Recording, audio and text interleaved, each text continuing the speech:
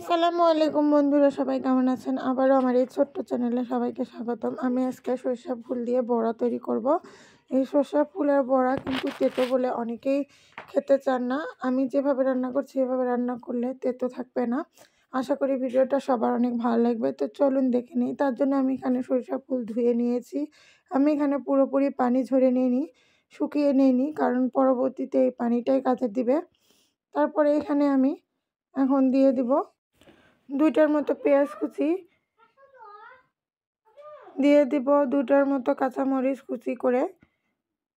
এরপর এখানে আমি দিয়ে দিচ্ছি হাফ চা চামচের মতো জিরা বাটা। আপনারা চাইলে জিরা গুঁড়াটাও দিতে পারেন।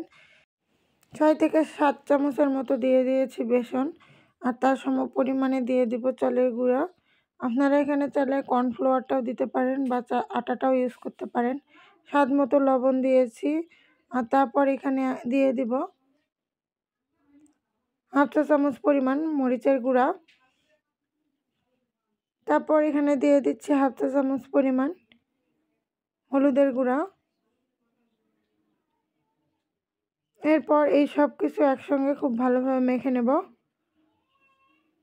এই সরিষা ফুল বা সরিষা শাক দুটাই স্বাস্থ্যের জন্য কিন্তু খুবই উপকারী, আর এই ফুলের বড়াটা খেতে কিন্তু অসম্ভব মজা লাগে। আপনারা বাড়িতে একবার হলেও ট্রাই করে দেখবেন। আপনারা যদি সরিষা ফুলটা পানি ঝরিয়ে নিতেন তাহলে কিন্তু মাখার সময় এখানে 2 থেকে 3 টেবিল চামচ পরিমাণ পানি দেওয়া লাগতো। আমার এখানে দেওয়া লাগেনি, কারণ আমি এখানে সরিষা ফুলের পানিটা ঝরিয়ে নিয়েছিলাম না।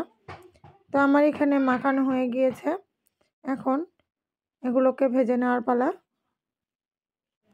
ভাজার জন্য আমি এখানে একটা ফ্রাই প্যান নিয়েছি, আর ফ্রাই প্যানে সরিষার তেল দিয়েছি। সরিষার তেলটা দিয়ে একটু গরম হলে এখানে এখন আমি এক এক করে এই সরিষা ফুলের বড়াগুলো দিয়ে দিব।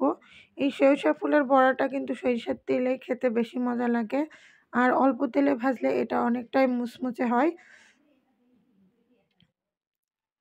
তো বন্ধুরা, আমার এই রেসিপির ভিডিও আপনাদের ভালো লাগলে অবশ্যই চ্যানেলটি সাবস্ক্রাইব করে পাশে থাকার অনুরোধ রইল। আর যারা যারা সাবস্ক্রাইব করেছেন তাদেরকে অসংখ্য অসংখ্য ধন্যবাদ। তো এটাকে ভাজতে খুব বেশি সময় লাগে না, মিনিট 5-এর মধ্যে এই সরিষা ফুলের বড়া ভাজা হয়ে যায়। তো এগুলোকে এখন আমি নেড়েচেড়ে এপিট ওপিট করে খুব ভালোভাবে ভেজে নিচ্ছি। আর আমার এখানে ভাজাটাও হয়ে গিয়েছে। এখন আমি এগুলোকে এক এক করে তুলে নিব, আর এভাবেই আমি এখানে সবগুলো বড়া ভেজে নেব।